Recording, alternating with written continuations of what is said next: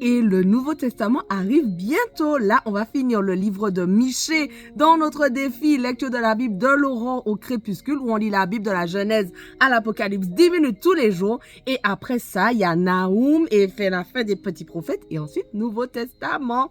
Donc, si tu ne nous as pas encore rejoint, n'hésite pas. Imagine si tu n'as jamais lu le Nouveau Testament complètement. Ce sera l'occasion pour toi de le faire ensemble avec moi et tous ceux qui sont déjà dans le défi. Franchement, merci Seigneur parce que ta parole est vivante. Ta parole nous fait du bien. Vraiment, je veux te dire merci pour tous ceux qui sont avec moi dans ce défi. Aide-nous à pouvoir arriver jusqu'au bout. Merci Seigneur parce que tu nous rappelles tes promesses. Tu nous fais redécouvrir aussi des trésors, Seigneur, que tu nous as laissés. Et vraiment, je prie que tu nous aides à comprendre justement ce qu'on va lire et aussi à le mettre en pratique. Au nom de Jésus. Amen. Alors, on continue donc Michée 4, verset 3. Il sera le juge d'un grand nombre de peuples, l'arbitre de nations puissantes lointaines. Celles-ci mettront en pièces leur épée pour en faire des socs de charrues et leurs lances pour en faire des serpes. Aucune nation ne prendra plus les armes contre une autre et l'on n'apprendra plus à faire la guerre. N'oubliez pas, comme d'habitude, si vous n'avez pas lu les dernières lectures, de lire 1 ou 2 chapitres pour vous mettre dans le contexte.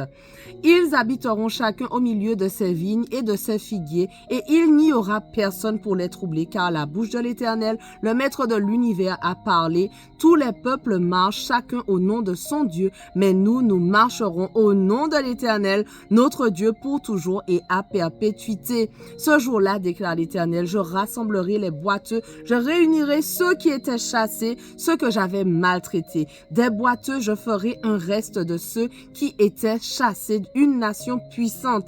L'Éternel régnera sur eux depuis le mont Sion, dès ce moment et pour toujours. Et toi, tour du troupeau, citadelle de Sion, à toi reviendra l'ancienne domination, la royauté qui appartenait à Jérusalem.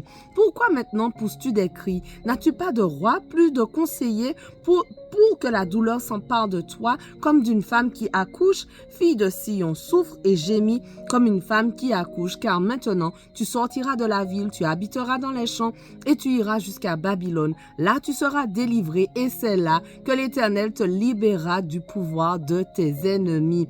Maintenant de nombreuses nations se sont rassemblées contre toi. Qu'elles soient souillées, disent-elles, et que nos yeux contemplent la ruine de Sion. Mais elles ne connaissent pas les pensées de l'Éternel, elles ne comprennent pas son intention, elles ignorent qu'il les a rassemblées comme des gerbes dans l'air de battage. Fille de Sion, lève-toi et foule le grain. Je te ferai une corne de fer et des sabots de bronze et tu écraseras des peuples nombreux. Tu consacreras leurs biens à l'Éternel, leurs richesses au Seigneur de toute la terre. Maintenant, ville de troupes, rassemble tes troupes. On nous assiège à coups de bâton, on frappe sur la joue le juge d'Israël. Michée 5. Et toi, Bethléem, Ephrata, qui est petite parmi les villes de Juda, de toi sortira pour moi celui qui dominera sur Israël et dont l'origine remonte loin dans le passé à l'éternité. C'est pourquoi il livrera son peuple jusqu'au moment où accouchera celle qui doit accoucher et le reste de ses frères reviendra auprès des Israélites.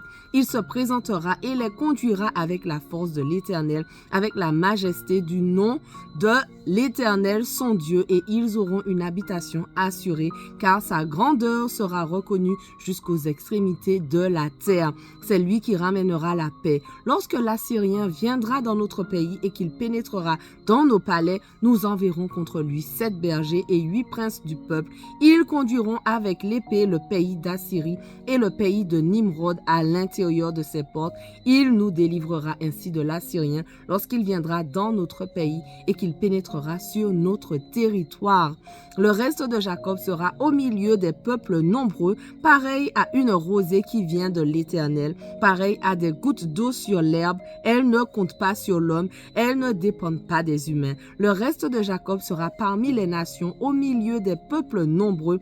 pareil à un lion parmi les bêtes de la forêt, pareil à un lionceau parmi les troupeaux de brebis. Lorsqu'il passe, il piétine et déchire sans personne pour délivrer ses victimes. Que ta main se lève sur tes adversaires et que tous tes ennemis soient supprimés. Ce jour-là, déclare l'Éternel, je supprimerai du milieu de toi tes chevaux et je détruirai tes chars. Je supprimerai les villes de ton pays et je renverserai toutes tes forteresses. Je supprimerai de chez toi la magie et tu n'auras plus de devin. Je supprimerai du milieu de toi tes idoles et tes statues et tu ne te prosterneras plus devant ce que tes mains ont fabriqué.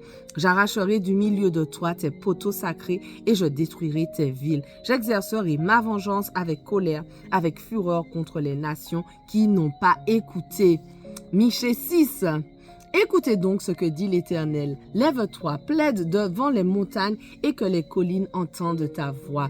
Écoutez le procès que l'Éternel Écoutez le procès de l'Éternel, montagne, et vous, solides fondations de la terre. En effet, l'Éternel a un procès avec son peuple. Il veut plaider contre Israël. Mon peuple, que t'ai-je fait? En quoi t'ai-je fatigué? Réponds-moi. En effet, je t'ai fait sortir d'Égypte et je t'ai délivré de la maison d'esclavage et j'ai envoyé devant toi Moïse, Aaron et Myriam.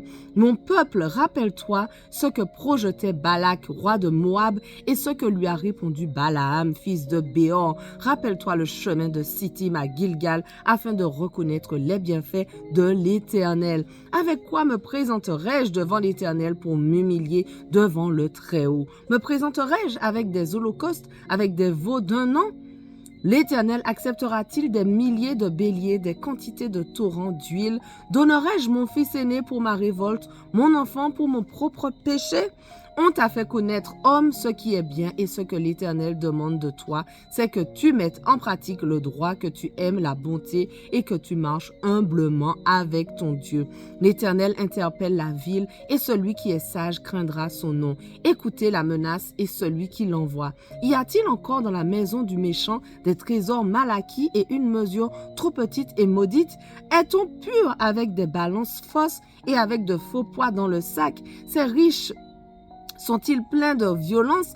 Ses habitants profèrent le mensonge et leur langue n'est que tromperie dans leur bouche. C'est pourquoi je te frapperai par la souffrance, je te dévasterai à cause de tes péchés. Tu mangeras sans te rassasier et la faim régnera chez toi. Tu feras des réserves, mais tu ne les sauveras pas. Et ce que tu sauveras, je le livrerai à l'épée. Tu sèmeras, mais tu ne moissonneras pas. Tu presseras l'olive, mais tu ne te parfumeras pas d'huile. Tu feras couler le jus de raisin, mais tu ne boiras pas de vin. On respecte les coutumes d'Omri et toute la manière d'agir de la famille d'Akab. Vous marchez d'après leurs conseils. C'est pourquoi je te livrerai à la destruction. Je ferai de tes habitants un sujet de moquerie et vous supporterez le déshonneur de mon peuple. Michée 7. Malheur à moi, car je suis comme à la récolte des fruits, comme au grappillage après la vendange. Il n'y a pas de grappe à manger, pas une de ces figues précoces que je désire. L'homme de bien a disparu du pays et il n'y a plus de juste parmi les hommes. Ils sont tous en embuscade pour verser le sang, chacun tend un piège à son frère. Leurs mains sont habiles à faire le mal. Le prince a des exigences. Le juge réclame un salaire. Le grand exprime ses désirs et ils font ainsi cause commune. Le meilleur parmi eux est pareil à une ronce. Le plus droit est pire qu'un buisson d'épines. Le jour annoncé par tes prophètes, le jour de ta punition approche. C'est alors qu'ils seront consternés. Ne crois pas un ami, ne te fie pas à un intime devant celle qui repose sur ta poitrine.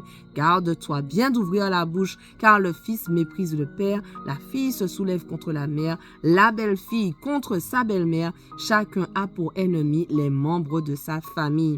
Mais moi, je regarderai vers l'Éternel, je mettrai mon espérance dans le Dieu de mon salut, mon Dieu m'exaucera. Ne te réjouis pas à mon sujet, mon ennemi, car si je suis tombé, je me relèverai. Si je suis assise dans les ténèbres, l'Éternel sera ma lumière. Je supporterai la colère de l'Éternel, puisque j'ai péché contre lui, jusqu'à ce qu'il défende ma cause et me fasse droit. Il me conduira à la lumière et je contemplerai sa justice. Mon ennemi le verra et sera couverte de honte. honte. Elle qui me disait, où est l'Éternel ton Dieu? Mes yeux se réjouiront à sa vue, alors elle sera piétinée comme la boue des rues. Le jour où l'on reconstruira tes murs, ce jour-là, tes limites seront reculées. Voilà, notre passage du jour touche à sa fin, mais on continue dès demain, on ne lâche rien. Allez, sois béni.